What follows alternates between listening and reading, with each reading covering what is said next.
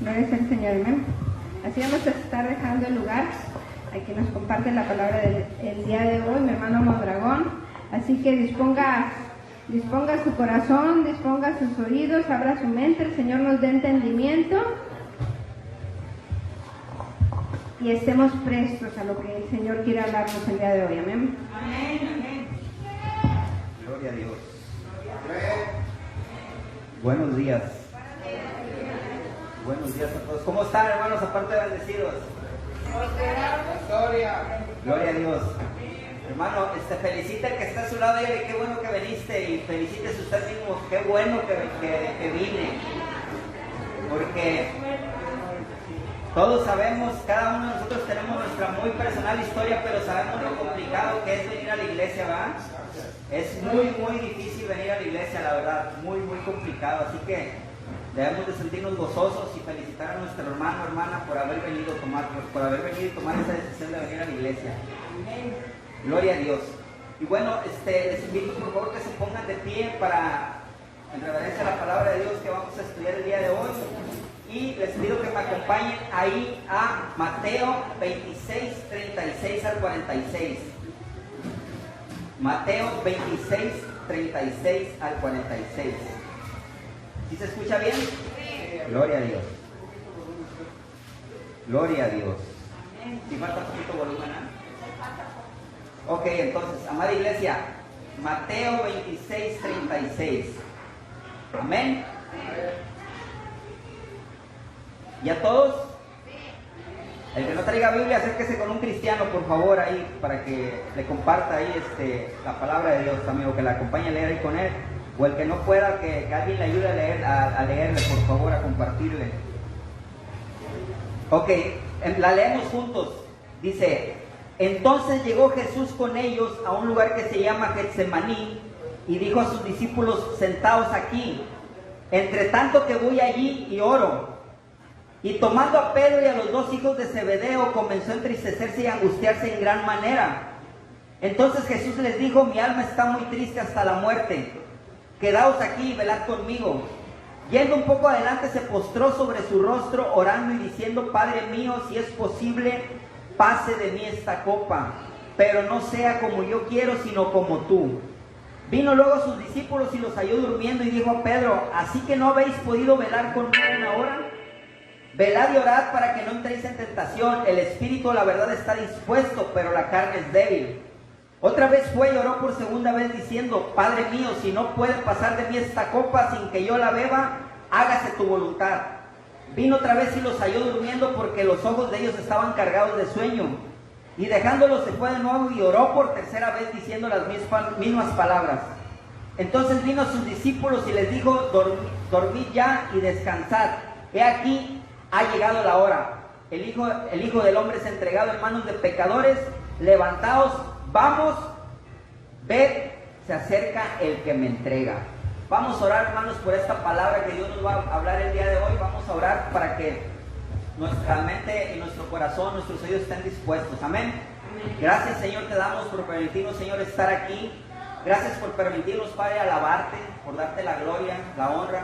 Gracias, Padre, por permitirnos ofrendarte, Padre. Gracias, Señor, te damos ahora porque viene el momento, Señor, de escuchar tu palabra. En el nombre de tu Hijo Jesús te pido, Padre, que tu pueblo sea enseñado, Señor, que sea redarguido, Señor, que sea exhortado, Padre, y que tú seas glorificado, Señor, por medio de tu palabra, Señor. En el nombre de tu Hijo Jesús te pido, Padre, que toda palabra que escuchemos en este día, Señor, venga de ti, Señor, que venga de ti, Señor, y solo de ti, Señor. No permitas, Padre, que hable yo algo que no venga de ti, mi Señor. Y dale a tu pueblo, Señor, la sabiduría y el discernimiento, Señor, para saber qué es lo que viene de ti, qué es lo que no viene de ti, Padre.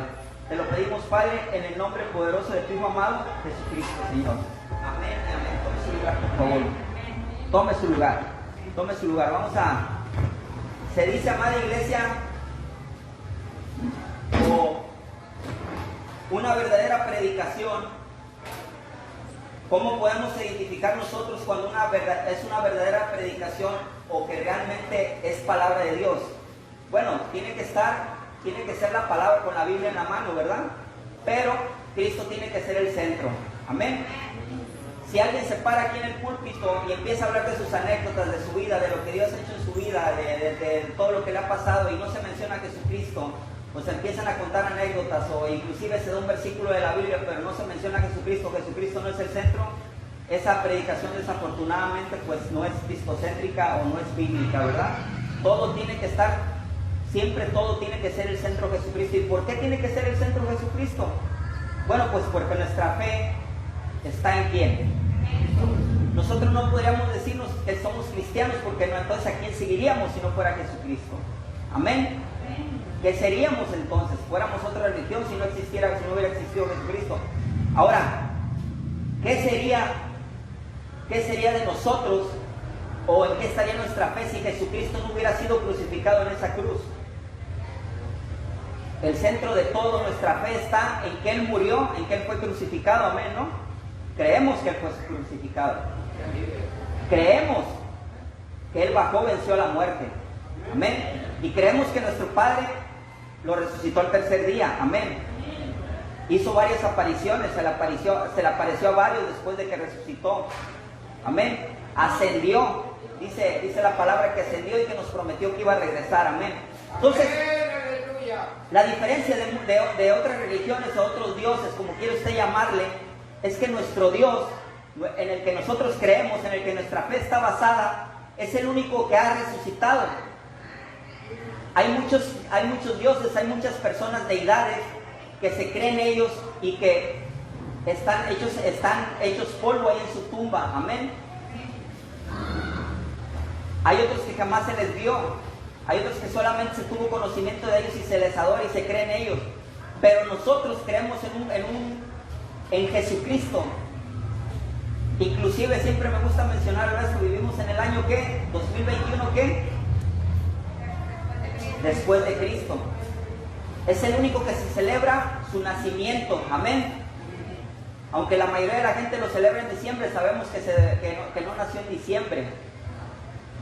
Es el único que se celebra su muerte, su crucifixión, su resurrección, amén. Es el único, no se compara, no hay otro. Entonces, esa es una de las grandes diferencias y es lo que hizo nuestro Señor Jesucristo ahí en esa cruz, amén. Ahora, lo que hizo nuestro Señor Jesucristo en esa cruz es algo impresionante. Todo lo que resistió, amén, lo que pasó, los vituperios, el hecho de decir consumado es, el hecho de perdónalo Señor, todo lo que se sucede alrededor de la cruz, pero quiero llevarlos a un punto. El punto crucial, ¿cuál creen que ustedes que haya sido? ¿El día que fue crucificado? ¿O creen que hay algo que haya sucedido antes de llegar a ese punto de la crucifixión donde nuestro Señor Jesucristo se llevó la victoria? Porque la victoria se la llevó nuestro Señor Jesucristo, ¿dónde? En la cruz. Y todo el mundo lo sabemos, la victoria está en la cruz, amén. Y siempre la victoria está en la cruz. Pero ¿qué hay antes de la cruz? Y para que entiendan a dónde los quiero llevar, quiero ponerles de ejemplo un estudiante que hace un examen, hermanos. Pónganlo.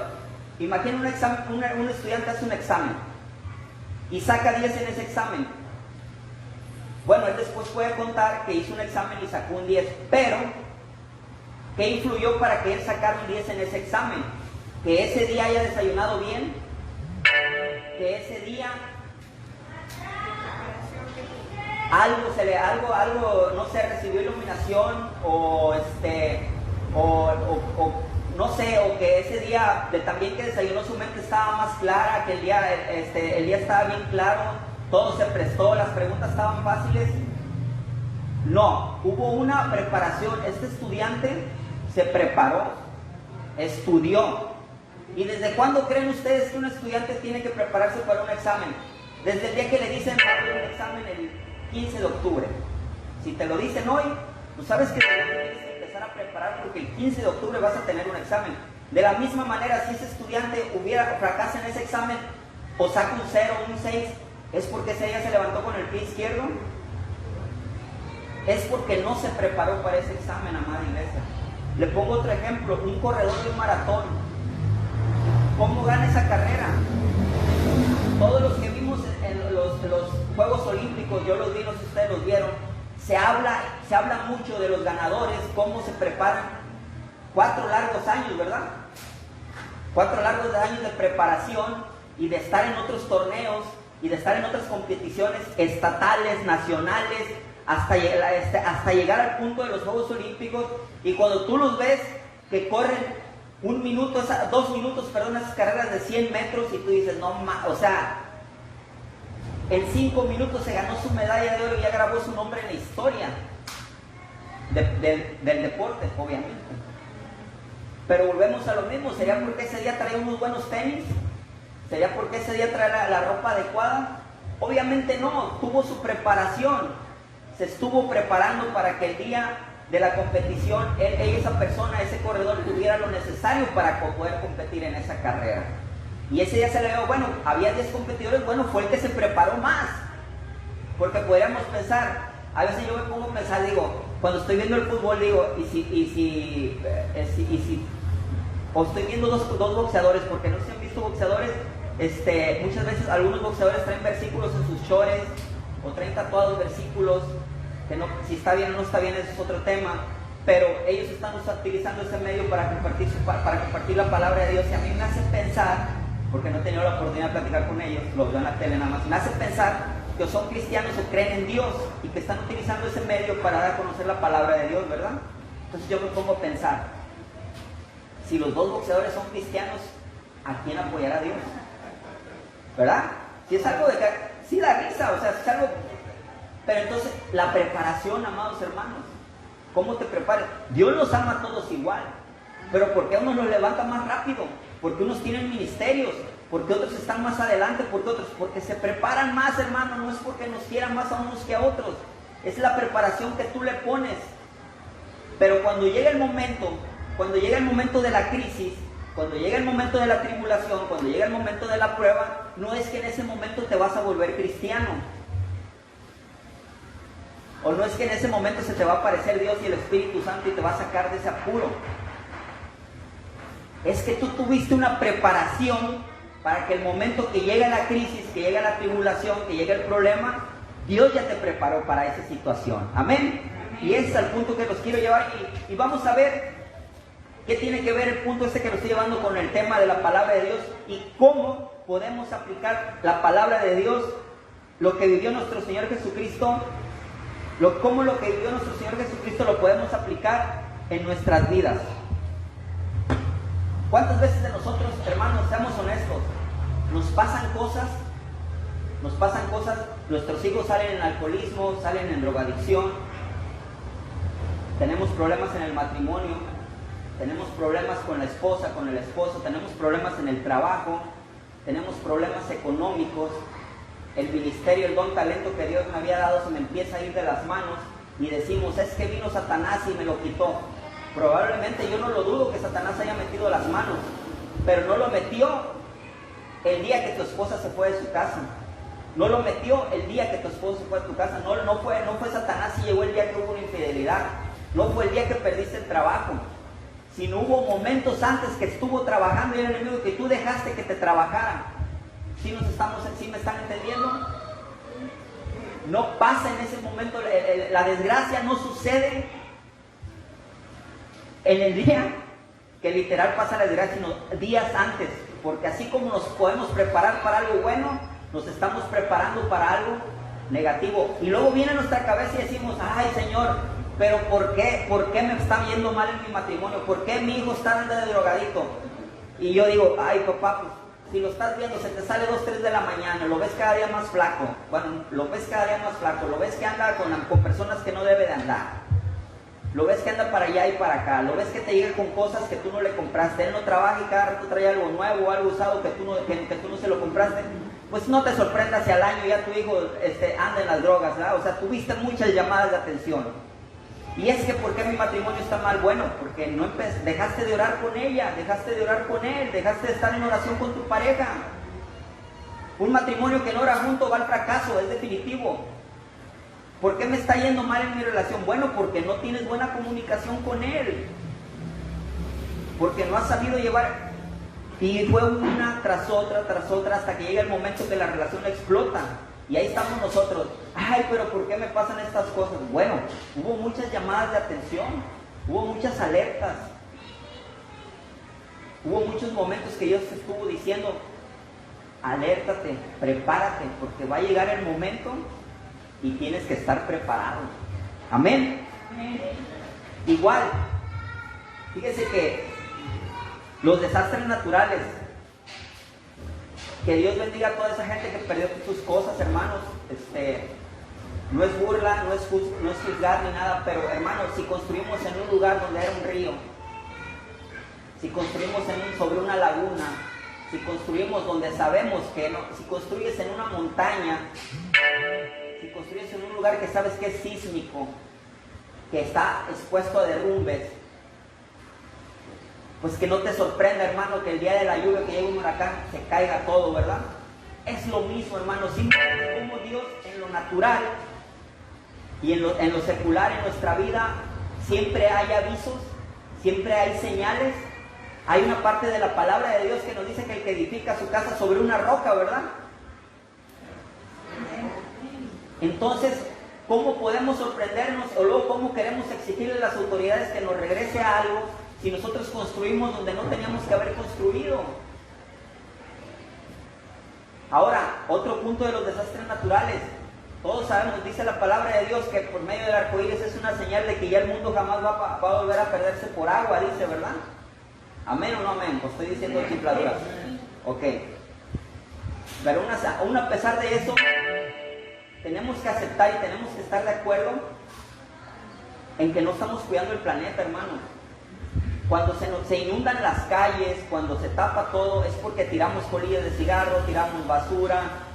Antes, la moda, antes era lo común, era encontrar popotes y plástico por todos lados. Ahora lo común es encontrar tapabocas tirados por todos lados. Y todo se tapa. Y luego cuando viene la lluvia nos andamos quejando porque está el laburón, porque está todo tapado. Pero pues hermano, nosotros no cuidamos. Lo del ¿cómo se llama? Lo del clima mundial, ¿cómo se llama? Se me fue la palabra. Calentamiento global. ¿Quién lo estamos provocando? Y luego muchas veces nos sorprendemos porque, ¿y ahora por qué dura más el tiempo de calor? ¿Y ahora por qué ya no hace frío? ¿Y ahora por qué se adelantan las lluvias? ¿Y ahora por qué se atrasa? Hermano, los que somos de aquí de Vallarta, yo tengo 44 años viviendo aquí en Vallarta y cada vez ya no me salen las cuentas. Ya la lluvia dura más, o a veces viene antes. El frío, el año pasado duró como 2 meses el frío que uso. Y nosotros podemos pensar, ¿por qué será eso? Bueno, pues porque le estamos dando en la torre y hay tantas señales que nos va dando. Porque estamos preparando el camino para que venga algo malo, ¿verdad? Y así, como podemos preparar el camino para que venga algo malo, así podemos preparar el camino para cuando venga algo bueno. ¿Ok? Dice la palabra de Dios, dice ahí, en Mateo 26, 36, dice que entonces llegó Jesús con ellos a un lugar que se llama Getsemaní. Y dijo a sus discípulos, sentados aquí, entre tanto que voy allí y oro. Bueno, la palabra nos dice cómo Jesús llegó al Getsemaní. Si hemos escuchado, leído la palabra de Dios, vemos que el Getsemaní, Jesús se ha presentado varias veces ahí en ese lugar, ¿verdad? Era un lugar muy conocido o muy usado por nuestro Señor Jesucristo para estar ahí. Dice la palabra de Dios que el Getsemaní está ubicado a la derecha del área ahí del monte del templo de Jerusalén. Dice que por el arroyo del Cedrón, dicen, en las faldas del monte de los olivos. ¿Qué tiene que ver eso? ¿Por qué tanto? Bueno, sí tiene que ver. Dice que estaba en las faldas del monte de los olivos. Y dice que Getsemaní significa prensa de oliva. ¿Sí se imaginan que es una prensa de oliva? Es lo que hace que le saque el jugo el aceite. Gracias, hermano. ¿El aceite a las qué? Amén. Por eso era ese lugar, así se llamaba esa localidad, porque ahí en ese lugar era donde todas las aceitunas de la región se concentraban para aplastarlas y obtener el aceite. Es un dato que nos va a servir muy más adelante, para que lo guarden, es pregunta de examen. ¿Ok? Getsemaní, prensa de olivo. Amén. Bueno, pues nuestro Señor Jesucristo nuevamente escogió este huerto entre tantos que había ahí, porque eran muchos huertos de olivo los que había a su alrededor, pero algo había en especial en ese lugar que le agradaba mucho a mi Señor. Y ponga atención en esto. Si usted sabe en qué parte de la palabra estamos ubicados ahorita, una noche que, o horas antes de que nuestro Señor Jesucristo fuera ¿qué? Exactamente, estamos horas antes. Y aquí nuestro Señor Jesús escogió el mismo lugar, o sea que Él no se estaba escondiendo. Él sabía que si alguien lo buscaba, Él sabía dónde lo podían encontrar. Amén. Él pudo haber sido ir a esconder, orar a otro lugar donde no lo encontraran, donde no lo buscaran, donde no lo pudieran encontrar, perdón. Pero no, Él decidió ir al Getsemaní,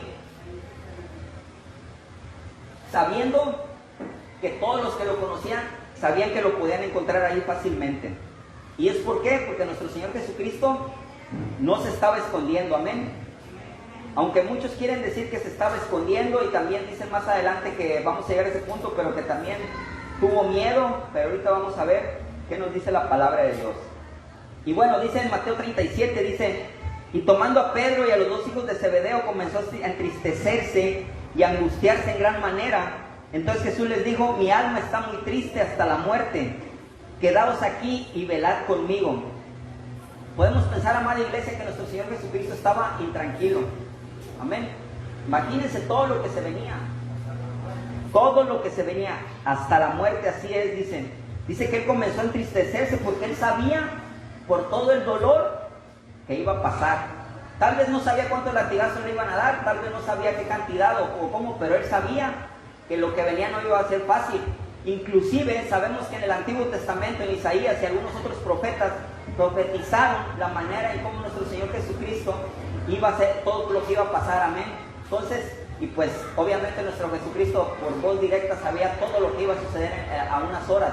Entonces imagínese la intranquilidad, la tristeza por todo lo que se iba a venir. Imagínese, trate de ponerse en su lugar. Él sabía la importancia de orar, hermanos. Él sabía que lo que se iba a presentar, para lo que se iba a presentar, era necesario estar en oración, preparado. ¿Y cómo era la forma de prepararse? Bueno, nuestro Señor Jesucristo aquí nos está enseñando que era orar. Amén. Él aquí en esta parte nos enseña dos cosas.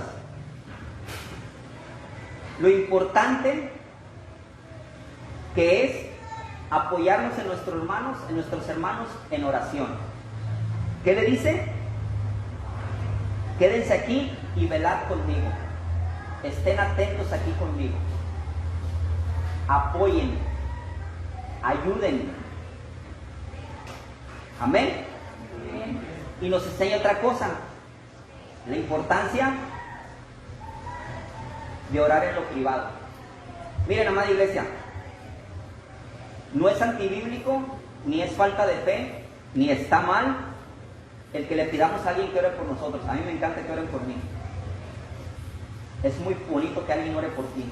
Que alguien mencione tu nombre en oración es muy hermoso. A mí en lo personal, cuando estuve enfermo de COVID, cuando me recibía llamadas, cuando oraban por mí, cuando me decían que estaban orando por mí, era algo que me daba una motivación como ustedes no tienen idea. Pero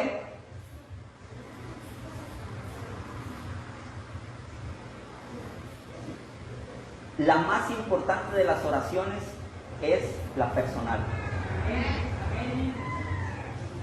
Nosotros tenemos que apoyarnos, sí. ¿Pertenecemos a una iglesia? Sí. Hay un líder de oración, hay un grupo de intercesión, gloria a Dios, que se pone a interceder por las necesidades de la iglesia, por las necesidades personales, que un hermano está enfermo, que su hijo, que por el presidente, por lo que usted quiera, gloria a Dios. Es algo bíblico, es algo bueno. Estemos orando e intercediendo unos por otros, pero Jesucristo nos enseña que la batalla es personal. Podemos pedir ayuda, pero la batalla es tuya con el Padre. No podemos, hermanos, buscar o caer en el pedir, ore por mí, hermano, y ore por mí, y ore por mí, y ahora oren por mí, y oren por mí. Hermano, tú tienes que orar por ti. Tú tienes que orar por tu hijo, tú tienes que orar por tu esposa, por tu esposo, tienes que orar por ti, tienes que entrar Aquí Jesucristo, ¿quién es nuestro modelo? Él entró, ¿por qué no se juntó con sus 12 discípulos? Y porque, a ver, yo me voy a poner al centro aquí y rodéanme todos y levanten la mano todos o pongan su mano sobre mí y vamos a orar todos y porque mañana va a estar difícil la situación y oren por mí, pongan su mano sobre mí. ¿Por qué no lo hizo? Él se escondió, dice, buscó su lugar apartado y se puso a orar porque él sabía que la batalla era de él. Pero no quiero que se me confunda. No quiero que por eso ya no vaya a decir, es que por eso no me voy a conectar los miércoles porque la batalla es mía. No. Tenemos que seguir orando e intercediendo como un grupo. Eso le agrada a Dios, amada iglesia. Porque estamos unidos en un mismo espíritu, orando por la necesidad de un hermano, de una hermana. Pero no se le debe de olvidar y no puede ser usted dependiente de que alguien esté orando por usted. Usted tiene que luchar sus propias batallas. Usted tiene que encerrarse en su cuarto de oración, en su cuarto de guerra y pelear sus batallas y prepararse para lo que venga. Amén. Dice la palabra de Dios ahí en Corintios 3:23,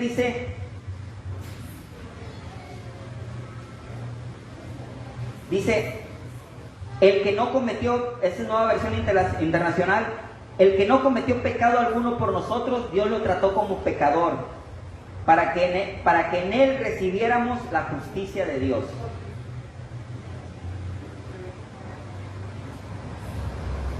Hermanos, todo el castigo que nosotros somos merecedores por ser pecadores, nuestro Señor Jesús lo recibió para poder ser nosotros justificados ante Dios. Amén. Aleluya.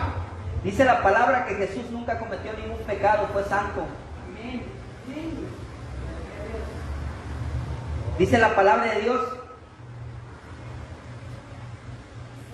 que Él nunca cometió pecado, pero aún así tuvo que cargar con todos los pecados del mundo sobre sí mismo.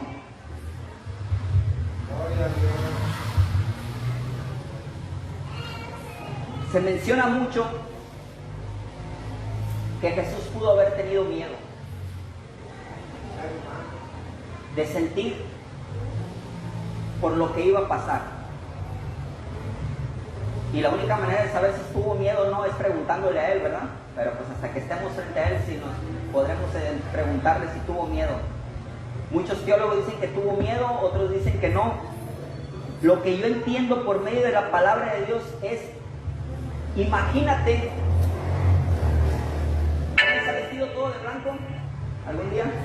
Zapatitos nuevos. O cuando traes sus tenecitos blanquitos, nuevecitos, o sea, no quieres que nadie te los toque, ¿verdad? A lo mejor no es un ejemplo que se acerca mucho, pero quiero llevarlo a un punto.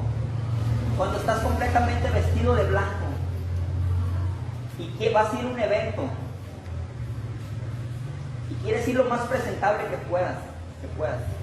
O imagínese una novia el día de su boda, que le caen unas pizquitas o algo de lodo, alguna mancha al vestido de novia o usted en su traje de blanco, ¿qué sentiría? Impotencia, coraje, tal vez ganas de, pero es el día más importante y yo mi vestido tanto que lo cuidé y ahora está sucio y no se le va a quitar. Ahora quiero llevarlos a un nivel a lo espiritual, tal vez no es muy buena la comparación, pero imagínese un ser blanco, sin pecado, sin mancha, perfecto, y cargar con todo el cochinero de nosotros.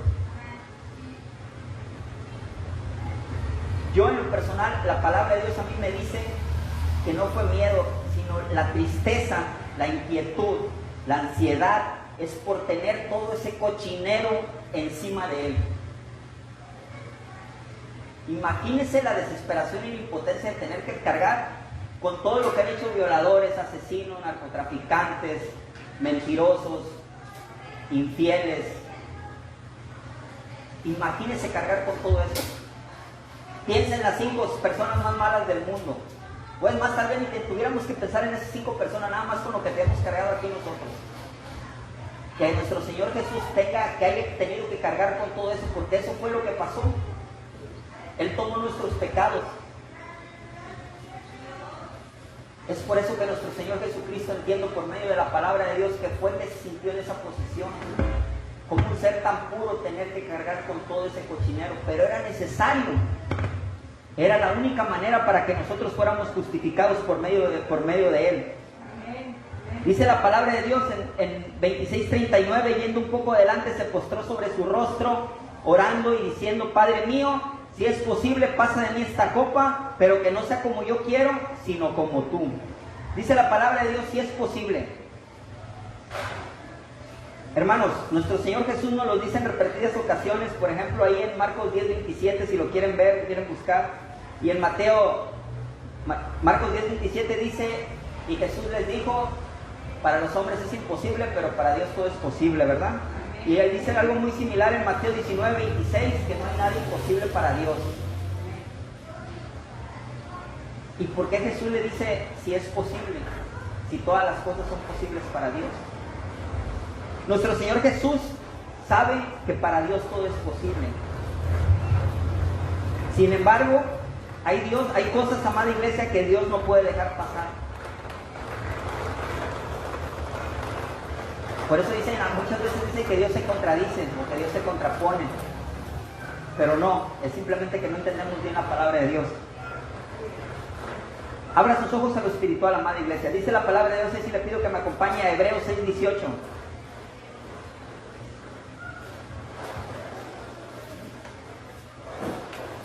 Dice: lo hizo así para que mediante la promesa y el juramento, que son dos realidades inmutables en las cuales es imposible que Dios mienta, ¿verdad? Entonces, para Dios no hay nada imposible, ¿verdad? Y Dios no miente, ¿verdad? Ahí vamos de acuerdo. Ok, Dios no es mentiroso. Ahora vamos a Hebreos 11:6. Hebreos 11:6. Dice: en realidad,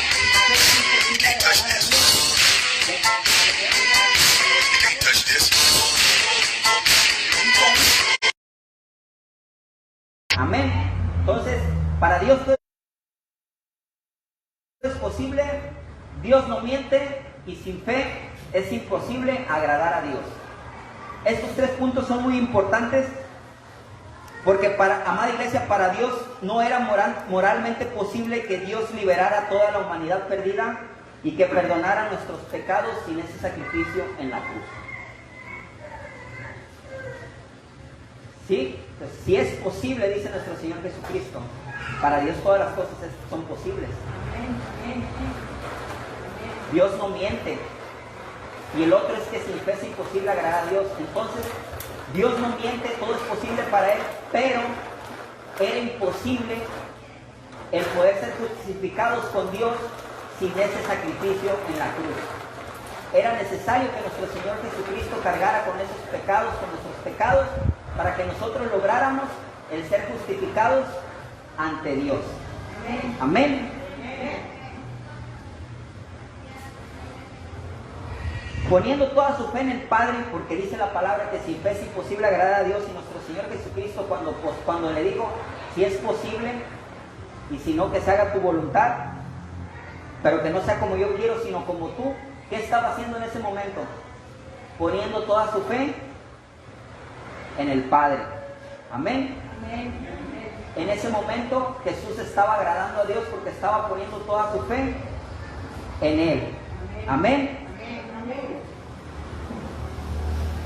Todo lo que Jesús le pedía era concedido porque Jesús oraba de acuerdo al corazón y a la voluntad de nuestro Padre Dios. Amén.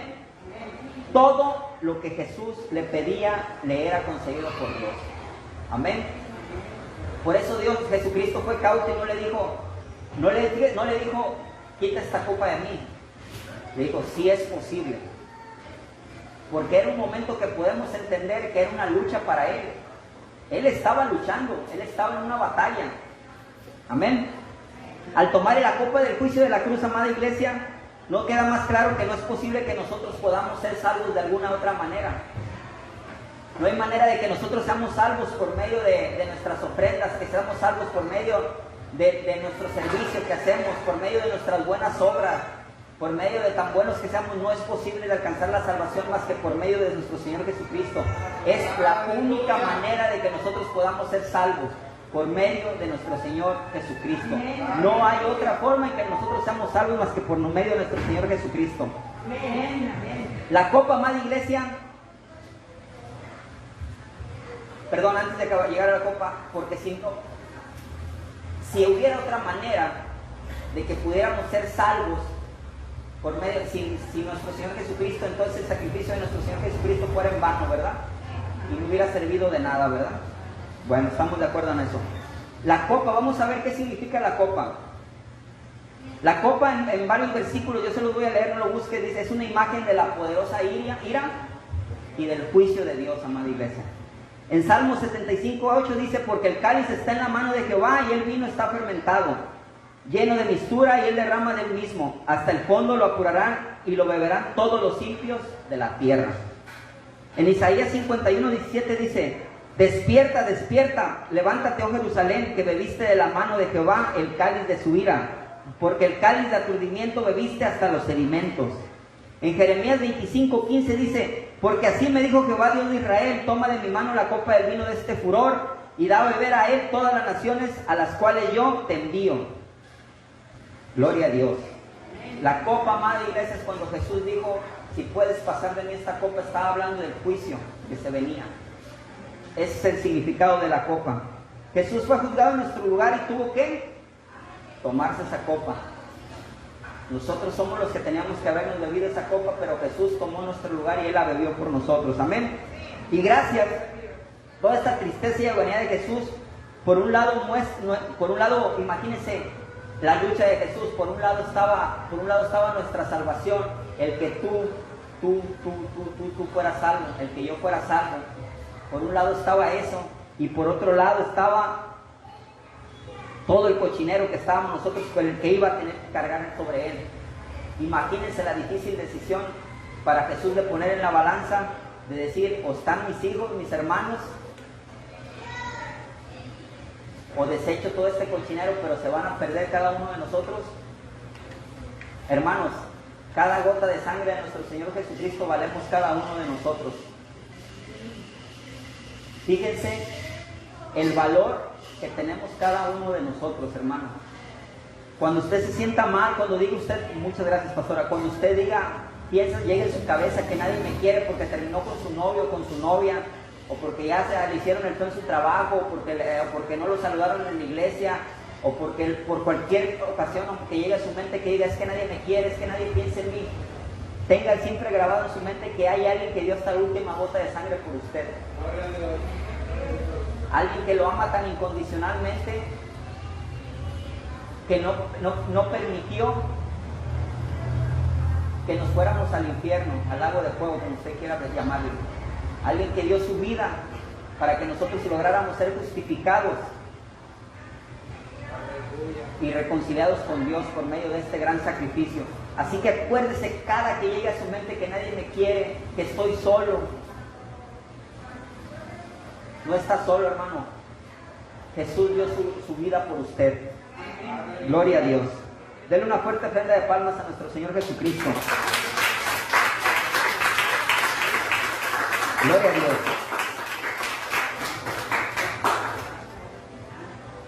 Cuando nuestro Señor Jesús terminó su gran obra en la cruz, la obra de recibir nuestro castigo y satisfacer el justo juicio de nuestro Señor Padre por nuestros pecados, Jesús simplemente se entregó a sí mismo, amén. Él se entregó a la muerte por su propia elección. Jamás podremos imaginar, es verdad, amada iglesia, que jamás podremos imaginar el horror que sintió cuando el pecado fue colocado sobre Él. Todo el mal que hemos hecho, que ha hecho la humanidad y que harán, porque falta mucho mal por hacerse todavía. Todo lo que cargó, jamás podremos imaginar todo lo que sintió. Dice la palabra de Dios, pero no sea como yo quiero, sino como tú. Jesús estaba en un punto de decisión en el Getsemaní, y no es que no haya tomado la decisión ya antes, ¿verdad? Él ya había tomado la decisión. Simplemente él estaba fortaleciendo su fe, trabajando, luchando, sabiendo que eran minutos muy importantes y cruciales en lo que se venía. Amén. Así que él decidió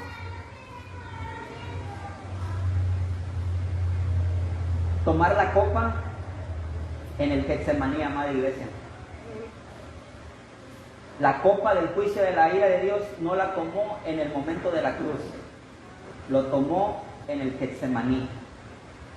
Cuando él tomó la decisión de confiar en su Padre, de postrar su rostro y de decir, hágase tu voluntad. Amén. Amén. Ahora,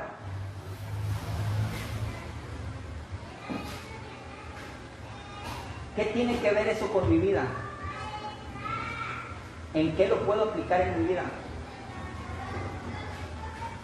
Muchas veces, amada iglesia, y yo les puedo compartir en lo personal, cuando estás pasando por una enfermedad, quieres aliviarte pronto,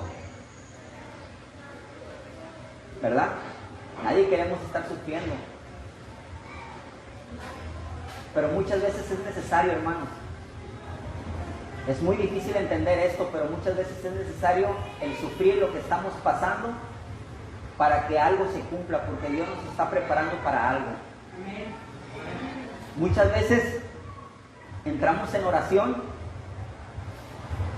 y queremos que Dios nos responda rápidamente, ¿verdad? Que Dios nos sane, que Dios restaure a nuestros hijos, que Dios restaure mi matrimonio, que Dios me dé ese trabajo, que Dios, todo lo que queremos, ese carro, esa casa, todo lo que queremos que Dios nos lo dé, que nos dé la fe que necesitamos, la fortaleza para trabajar en el ministerio, en el don, en el talento que ya sabemos que tenemos, pero que no lo hemos puesto por obra, y queremos que Dios nos conteste rápidamente. Y muchas veces, hermanos, pensamos que solamente con estar orando o con una oración, fíjese, hay veces que pensamos que nada más con pararnos en nuestro cuarto, en el lugar que es nuestro cuarto de guerra y orar, pensamos que ya es suficiente. Pero el claro ejemplo que tenemos de nuestro Señor Jesucristo, que Él dice que Él postró su rostro. Y Él aquí nos está diciendo que tenemos que pedir de rodillas, amada iglesia. Que todas nuestras peticiones, todas nuestras oraciones, tenemos que postrar el rostro. Si Jesús, amada iglesia, dobló rodilla, postró el rostro, ahora imagínense nosotros. Y muchas veces nosotros, o bueno, tal vez nada más soy yo, pero muchas veces tengo que ser honesto, y muchas veces he pensado o pensaba que 5 minutos estar en orando y Señor y esto y ya necesito esto y ya era suficiente, pero no. Tenemos que doblar rodilla, amada iglesia. Tenemos que orar de rodillas. Tenemos que postrar nuestro rostro sobre el suelo. ¿Sí se imaginan esa posición? Así es como lo que tenemos que hacer. ¿Para qué? Para que cuando llegue el día de la batalla, cuando llegue el día de la lucha, cuando llegue el momento de la crisis, podamos triunfar. Pero no porque en ese momento hicimos algo bien, sino porque estuvimos orando e intercediendo días antes. Amén. Hermano, si usted sabe que su matrimonio, que su relación puede pasar por algún problema, postre su rostro, doble rodilla y póngase a orar antes de que lleguen los problemas. Si usted ve algo raro en sus hijos, que ve que no están comportándose como no se tienen que comportar, hermano, doble rodilla, postre su rostro, póngase a orar ahorita, no hasta que ya lo vea que ya solamente hay que meterlo en un centro de rehabilitación, o hay que encerrarlo, o hay que hacer algo. Postre su rostro, doble rodilla desde antes. Postre su rostro, doble rodilla, para que sus finanzas sean sanas, para que su ministerio, su don, su talento sea fortalecido. Pero tiene que estar postrado de rodillas, orando desde antes, hermanos. No en el día de que no es que se van a ir, pero un ejemplo, no el día que llegamos un domingo y que ya la familia de Ana ya no pudo venir, entonces nos vamos a poner a orar ese día para que aparezca una alabanza. No, ¿verdad? Tenemos que estar orando y postrando nuestras rodillas desde antes, para cuando llegue ese momento ya se levante alguien más. Amén. Gloria a Dios. Dice, vino a sus discípulos y los halló durmiendo y dijo a Pedro, ¿así que no habéis podido velar conmigo 1 hora? Escuche bien esta parte. Jesús valoraba la ayuda de sus discípulos y amigos en esta batalla, ¿verdad? Hablamos de eso. Para Jesús era importante cómo sus hermanos estaban orando, para Jesús era importante el sentir que sus discípulos estuvieran orando y velando junto con él, ¿verdad? Pero los halló dormidos, ¿verdad? Amén. Dice, pero aún incluso solo y sin la ayuda de ellos, Jesús resistió en oración hasta que la batalla fue ganada, ¿verdad? Hermanos, muchas veces ponemos una oración ahí en el grupo, o muchas veces le pedimos a alguien que ore por él, por nosotros, y pensamos que él va a orar por nosotros y a veces al hermano se le olvida, ¿verdad? O se pierde la oración ahí en el grupo, ¿verdad? Y ya nadie la vio, ¿verdad? O alguien está tan ocupado que ni chance de orar tuvo. Entonces, hermanos, no tenemos que dejar nuestras luchas, nuestras batallas en las manos de los demás hermanos. Amén. Fíjese cómo Jesús nos habla por medio de su palabra, ¿verdad? Porque muchas veces nuestras necesidades no son las necesidades de los otros hermanos. Hay veces que sí se ponen algo en el grupo, hay veces que sí se pone algo y le dice al hermano, hermano, ore por mí. Y hay veces que el hermano te dice, sí, hermano, hoy voy a orar por usted en la noche, pero en la noche si algo le pasa y se le olvida y no ora, y usted está confiado en que van a orar por usted. ¿Amén o no amén? Amén.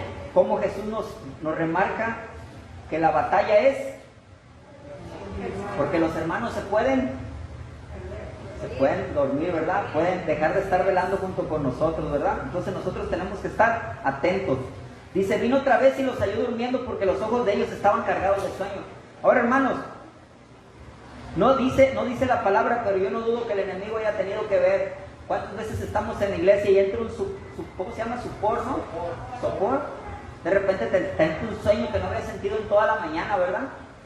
Y el predicador está con todo, ¿verdad? Y la alabanza está con todo, está soltando la greña y tú te llega un sueño y o te empiezas a pensar otras cosas y te empiezas a distraer, te acuerdas de la comida, de lo que vas a hacer al rato saliendo.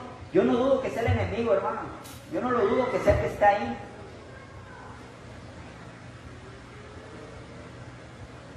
¿Cómo los apóstoles, sabiendo, y Jesús no se llevó a todos, se llevó a 4 de los más gallos, ¿verdad? Por algo se los llevó, ¿no? Porque él sentía que eran sus, como usted, hermano, no voltea a ver a nadie, no vamos a, pero imagínese, usted le dice a alguien, si el pastor le dice, necesito que vayas a hacer una comisión, agárrate 2 hermanos, usted sabe quién se va a llevar, yo sé a quién me voy a llevar, todos sabemos a quién nos llevaríamos. ¿Por qué? Porque sabe que él ora con fe, sabe que ella ora con fe, sabe que intercede, no sé, con fe, o le gusta la manera como se, porque tiene conocimiento de la palabra de Dios, porque le puede aprender algo, ¿verdad? Pero por algo usted los escoge, ¿verdad? Y dice, estos 2 gallos, estas dos personas son los que me los voy a llevar por algo. Y sin embargo, esos se quedaron ahí dormidos. Entonces, hermanos, no tenemos que confiar en nadie, porque el enemigo, si ponemos nuestras luchas en las manos de nuestros hermanos, el enemigo puede llegar y atacar a los hermanos y nosotros podemos estar confiados que están ahí luchando por nosotros y nuestros hermanos pueden estar distraídos, pueden dejar de estar velando. Amén. Gloria a Dios. La batalla final, ¿quién la gana entonces? Nosotros, ¿verdad? Nosotros, la batalla es personal, ¿verdad? Gloria a Dios. Y dice, dejándolo se fue de nuevo y oró por tercera vez diciendo las mismas palabras. Mira, hermano, una vez escuché de un predicador y sí me puso mucho estaba en una iglesia donde nos visitaban predicadores pues conocidos que ya con un largo recorrido. Y pues cuando llega un predicador nuevo o algo, pues casi le crees todo lo que dice, ¿no? Y ahora ya he aprendido que hay que todo ponerlo a la luz de la palabra de Dios, ¿verdad? Porque hay cada persona que dice cada tontería aquí parado. Y una vez la primera vez que yo escuché que el orar más de una vez por una cosa era falta de fe, o que era antibíblico, y yo me creí. Y yo dije, no manches, dije yo tantas veces pidiéndole a Dios por mi ayuda idónea, y no llega. Yo creo que por eso no me llega, porque ya se la pedí más de 1000 veces. Y le estoy pidiendo por ahí y dice, es que hermano, entonces ¿en qué Dios crees? Si ya le pediste una vez y le vuelves a pedir, es que no estás creyendo en Él. Y yo me asusté, me sentí mal, pues dije, quiere decir que mi fe no está fortalecida, porque nada más tienes que decirle una vez a Dios, y ya con esa vez Dios ya te escuchó tu petición y tu problema, y con eso ya estuviste. Pero no, hermanos, aquí Jesús nos está enseñando que tenemos que estar orando, y orando, y orando, y orando, orando, O una de dos, van a pasar dos cosas. Dios te va a hablar de tal manera que te va a dar a entender que eso que le estás pidiendo no es para ti. O Dios te va a conceder esa petición que tú le estás pidiendo. Porque hay de dos, hermano. Muchas veces anhelamos cosas que no son para nosotros. Por más que nosotros creamos que sí son para nosotros, o que nos van a beneficiar, un trabajo, un dinero, lo que usted quiera, una mujer, un hombre, en especial, ya no quiero a ella y ella la quiero Dios, pero si ella no es para ti, Dios no te la va a dar. Igual si es un hombre, él lo quiero Dios porque mira, porque predica, porque cuando te toca bonito y se viste bien y lo que no, pero no es para ti, no te lo va a dar. Si le estás pidiendo dinero, porque quieres, con ese dinero vas a ofrendar y vas a bendecir y vas a comprar algo para la iglesia, Dios no te lo va a dar porque ahí trae, ya con lo que te da no lo estás haciendo. Con lo poco no lo estás haciendo, entonces con lo mucho, menos lo vas a hacer. Menos. Hay una no sé si parábola que me gusta mucho de un hermano que oraba, que decía: Dios, bendíceme con 10 millones de pesos y te prometo que de esos 10 millones de pesos le voy a dar 5 millones de pesos a mi hermano que también tiene necesidad, aquí a mi vecino de al lado. Señor, bendíceme con esos 10 millones y le doy 5 a él. En cuanto tú me los des, yo se los doy a él. Y ya le hablan en el espíritu y le dice: bueno, mientras esos 10 millones llegan para que le des 5 a tu hermano, ahorita en este momento tú tienes 2 puerquitos y tu hermano no tiene ninguno.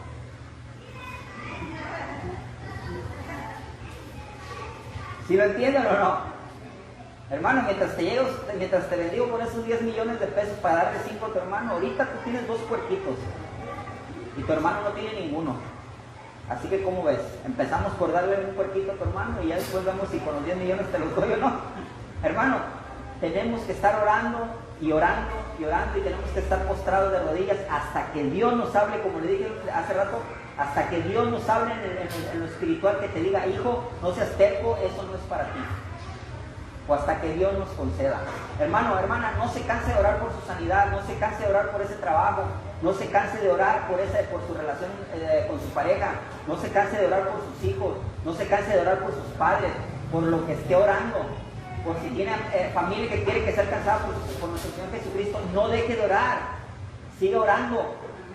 ¿Por qué nuestro Señor Jesucristo, Hijo del Padre, tuvo que ir a decirle 3 veces lo mismo? ¿Por qué? Porque nos está enseñando que nosotros tenemos que estar pidiéndole a nuestro Padre. Ya le dijimos una vez, otra vez: Padre, para que me creas que es cierto. Y postrando todas las veces, postrando y orando y postrando el rostro sobre el suelo. Amén. Amén. Gloria a Dios. Dice la palabra de Dios: entonces vino a sus discípulos y les dijo: dormid ya y descansad, de aquí llegado la hora, y el Hijo del Hombre es entregado en manos de pecadores. Dice la palabra de Dios: levantaos, vamos, ved, se acerca el que me entrega. Jesús sabía que Judas lo entregaría, amén.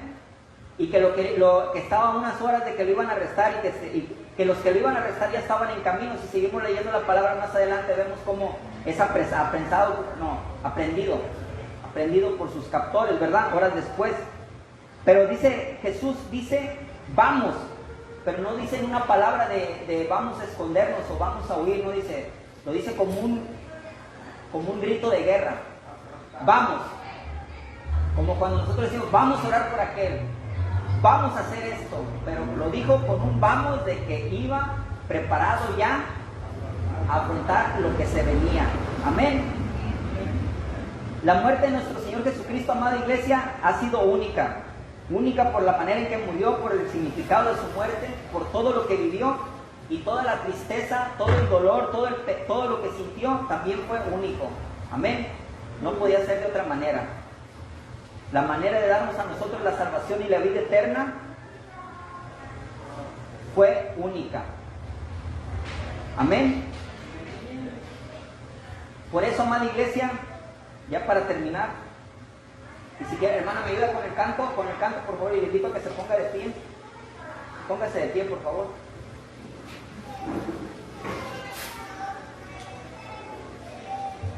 Mire, hermano, hermana, quiero que reflexionemos en esto. No hay nada, porque nosotros muchas veces somos tan egoístas que pensamos que lo que yo estoy pasando es lo peor del mundo. El problema que tengo con mi pareja, con mis hijos, con mi familia es lo peor y que nadie me puede entender. Es que tú cómo me puedes decir a mí si tú no me entiendes, es que tú no sabes lo que yo estoy sufriendo, tú no sabes lo que a mí me está pasando. Pero hay alguien que sí nos puede entender, amada iglesia. Hay alguien que sufrió de una manera que no podemos ni imaginar. Créame que no hay dolor ni sufrimiento que tú estés pasando por el cual mi Señor Jesucristo no haya pasado. Si hay alguien que nos puede entender, que puede ponerse en nuestro lugar y que nos puede ayudar, es nuestro Señor Jesucristo. Amén.